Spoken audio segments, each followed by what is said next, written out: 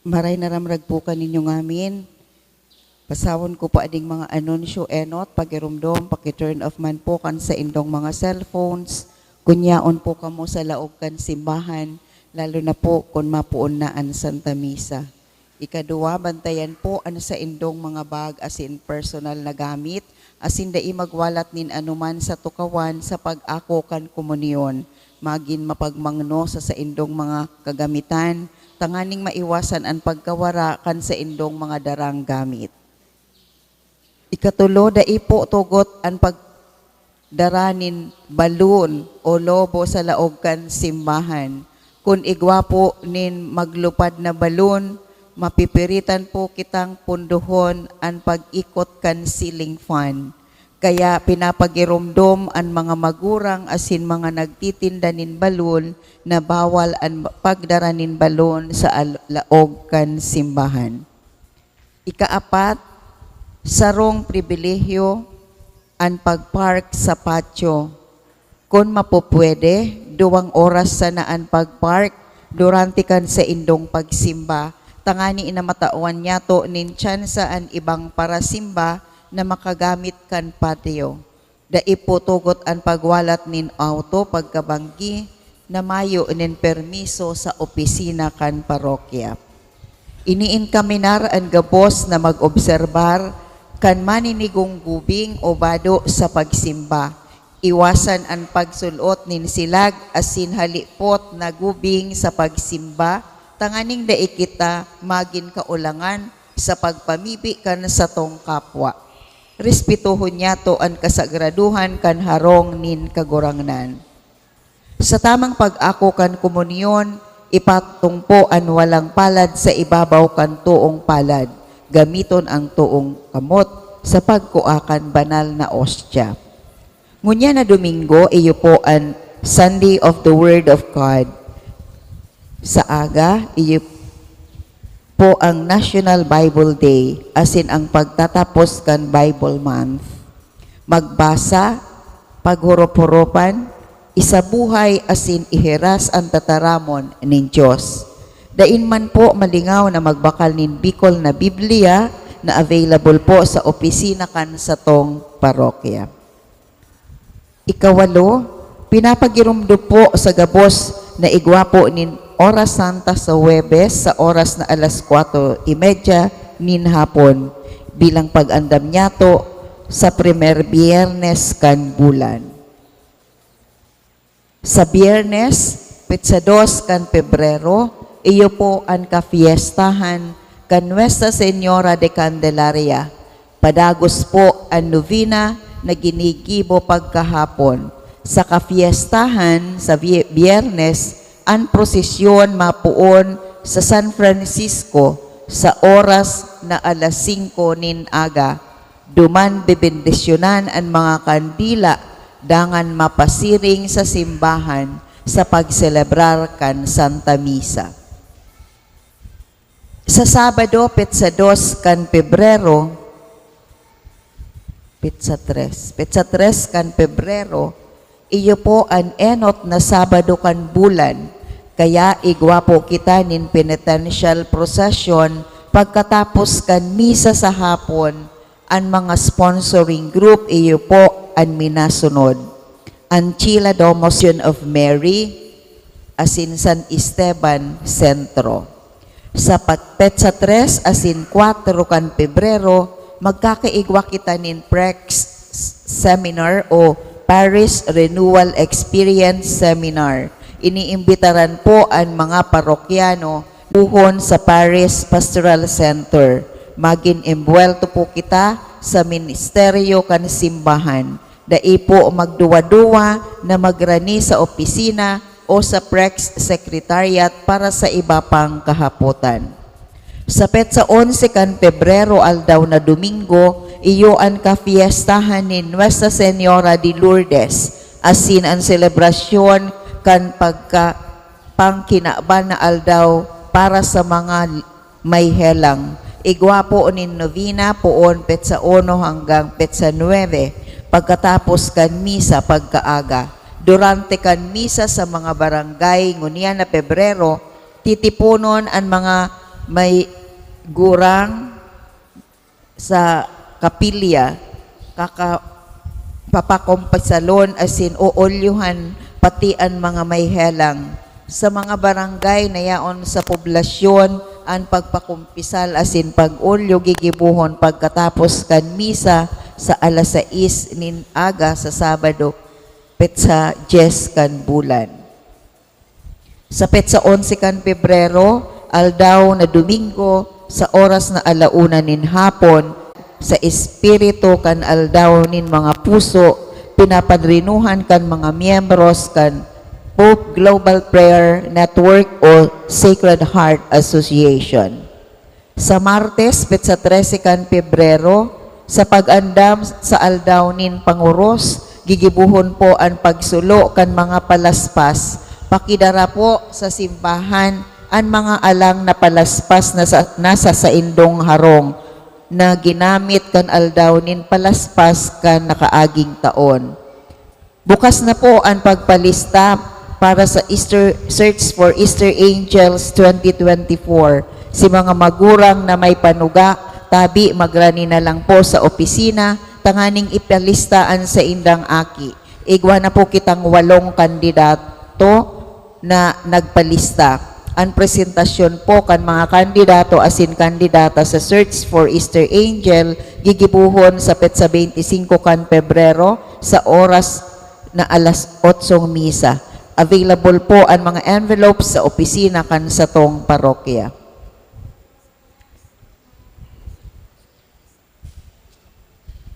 Ang sa tuyang pong Santa Misa ngunya na pagkaaga, idinodolot para sa mga minasunod na intensyones. Pasasalamat, dulot kan mga minasunod. Mr. and Mrs. Jeric Reginaldo, Adela Di Olaso, George Abihoro and family, Mr. and Mrs. Roberto Tataro and family,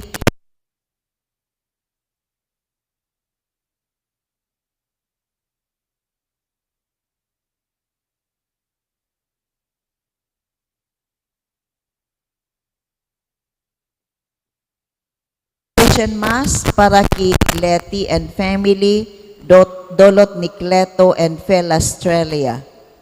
Para sa kalag kan mga minasunod, Bernardo E. Marisa, Dolot ni Nelly Lopez. Para sa gabos ng mga kalag, Dolot ni Mr. and Mrs. Rogelio Lanuzo and family. Iotikyo E. Ating, Dolot ni Elsie Ashley Hugo and family. Gloria E. Angelo, dolot man ni Ashley Hugo and family. Leona E. Vicente, dolot ni Mr. and Mrs. Rogelio Lanuzo and family. Maria Aida E. Edwin, dolot ni Agnes Pontanares. Mauro, dolot ni Mr. and Mrs. Margarito Veletario Jr. and family. Nestor E. Norma, dolot ni Julieta Zagada and family. Weni E. Rosa, dolot ni Maricho Clemente. Aida, dolot kan sarong anonymous. Chodora Natividad I. Guillermo Sr., dolot ni Mr. and Mrs. Guillermo Penetrante Jr. and family. Maricel E. Ferdinand, dolot ni Mark John Sanchez and family. Salvacion E. Aprilin, dolot ni Catherine Llagas Villa Esther and family. Bernabe, dolot ni Nena Margati and family. Asin Jimmy Sr., dolot kan Pilarte family.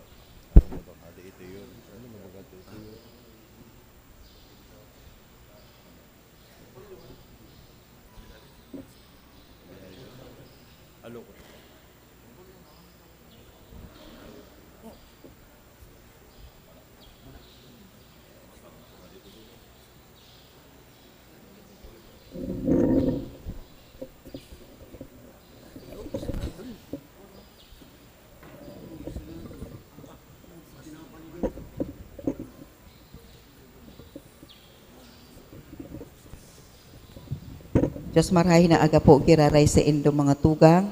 Ngunyan po ang ikaapat na Domingo kan ordinaryong panahon. Ang tataramon ni Kristo, pano nin kapangyarihan, kasiguruhan, asin kakusogan.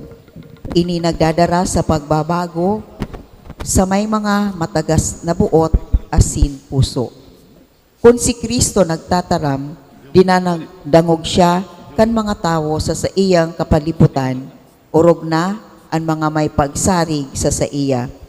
Inaapod kita gabos na danay na maghimate ki Kristo sa paagi kan sa iyang tataramon, asin gibuhon ining parte kan sa tuyang buhay.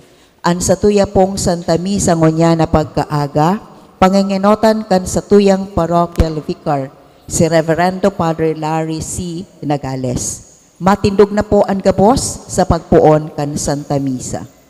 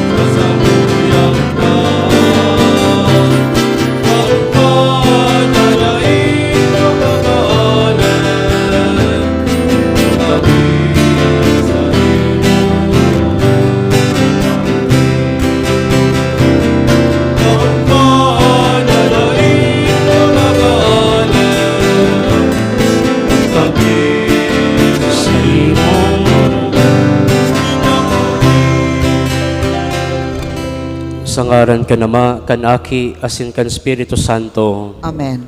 An grasya ni Yesu Kristong kagurangnan ta, an pagkamuot kan Dios asin pakisumaro kan Espiritu Santo mapa sa indugabos. Asin sa imong espiritu. Matugang ngunyan na aldaw sa tuya pong pinagsaselebrar an pangnasyon na selebrasyon niya to kan Domingo kan Biblia. Lugod an Domingong ini magpagirumdum sa tuya kan sa tuyang kan pangapuden sa tuya na danay na basahon maging giya kan sa tuyang buhay bilang sarong Kristiyano an tataramon kan sa tuyang kagurangnan. Matugang ako ang sa tuyang mga kasalan tanganing magkanig o kita na magselebrar kan mga banal na misteryo. Ika na sinugo sa pagpaumay kan mga nagsusulsol, kagurangnan mahera ka. Kagurangnan maherak ka. Ika na napadigdig sa pagapod kan mga parakasala, Kristo mahera ka. Kristo maherak ka. Ika na nagtutukaw sa tuo ka nama sa pagsurog sa mo, kagurangnan mahera ka. Kagurangnan maherak ka. Maherak malugod sa to ang Diyos na makakamhan, asin pakapatawada ang sa tong mga kasalan. Darahon kita sa buhay na daing kasagkoran. Amen.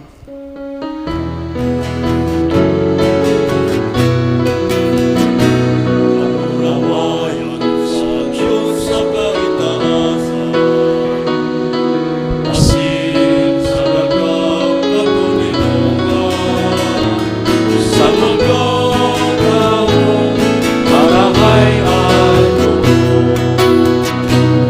Ginoo maulikan, inugyang ilikan, inasamang ilikan, pinapatuloy ilikan, pinapasalamat ang ilikan, ulikan, kapulawayan mo, kamurang mga Diyos, aling pagkakot, sa mga Pagurang lalaki pagtong Yesu Cristo, pagurang na Diyos, Cordero ka Diyos, akin ka naman. Ika na nagpapara at mga kasalan na ilagay namin. Ako aalis sa mo, aking mahina. Ikaw na nagtutulong sa tuwing naman. Nagawin kami. Dahil kasanaan banal, kasanaan kagurangnan, kasanaan huro, kahalang ka. Yesu Cristo kaiba, Espiritu Santo, kabuhayan ng Diyos Ama. Amen. Mamibi kita. Kagurangnan niya mong Diyos, itugot mo sa mo na magsamba kami sa imo sa bilog na buot, asin mamuot sa gabos na tao sa maninigong pagkamuot. Huli kay Yesu Kristong kagurangnan niya mo sa imong aki, kay bamong nabubuhay asin nagahade, kasaro kan Espiritu Santo, sarong Diyos sa kapanahonan kan mga panahon. Amen. Matukaw po ang gabos para sa liturhiya kan tataramon. Sa lumang tipan, ang Diyos minapaabot kan sa iyang mensahe sa katawuhan sa paagi kan mga propeta na sa iyang inapod. Ipinapasabot man ang magiging katungdan kan kagurangnan bilang propeta pag-abot kan itinalagang panahon. Hinanyugon po niyato ang enot na babasahon. Pagbasa sa libro kan Deuteronomio. Si Moises nagtaram sa katauhan na ansabi, babangunan kan kagurangnan sa imong Diyos, sarong propeta, siring sako, gikan sa imong mga kadugo. Sa iya ka magdadangog.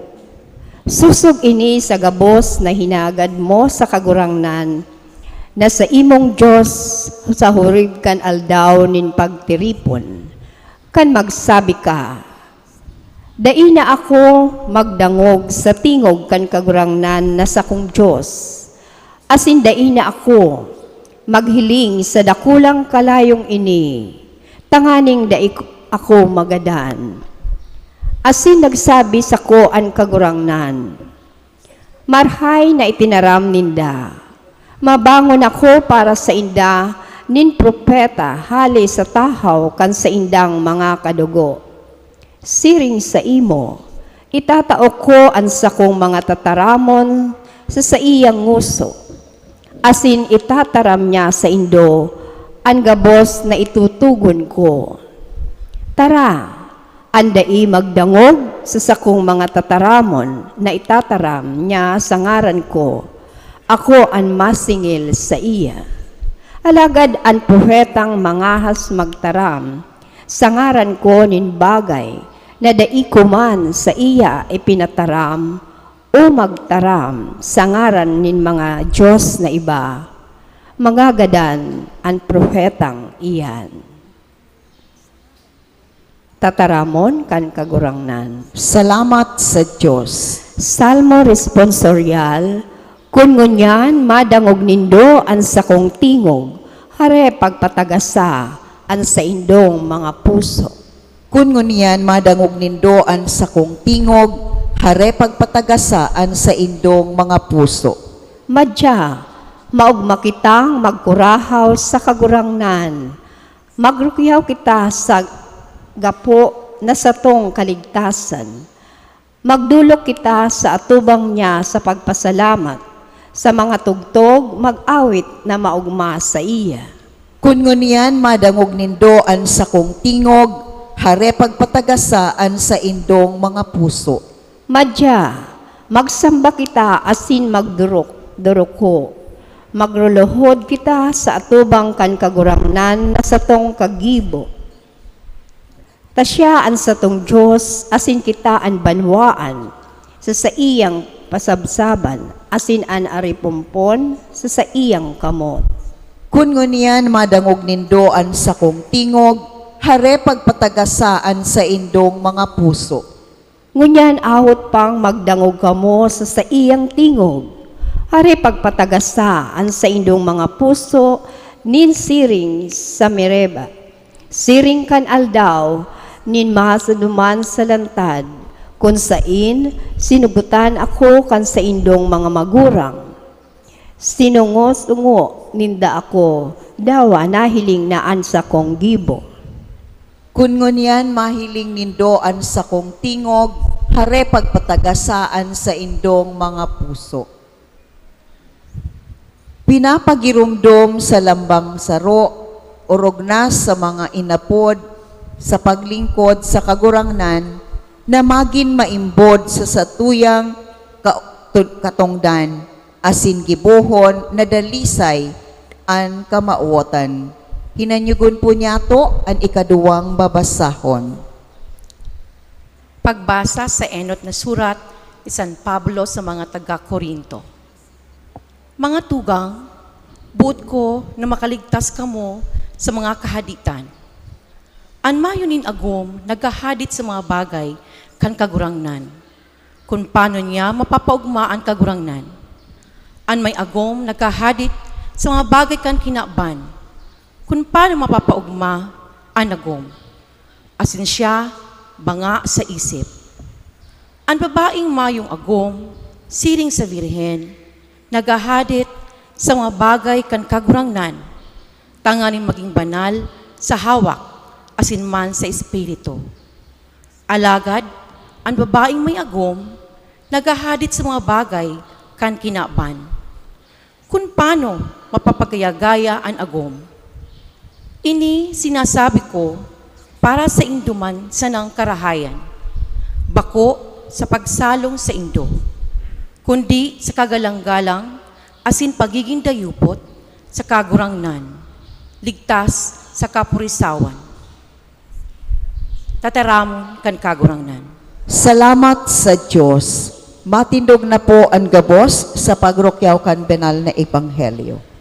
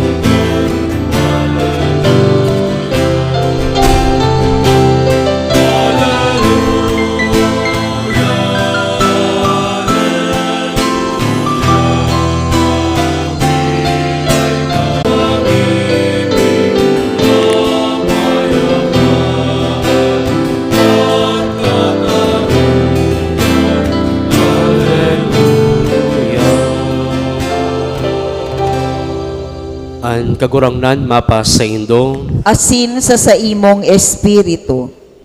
pagbasa kan banal na ebanghelyo susog kay San Marcos. Kamurawayan sa imo kagurangnan.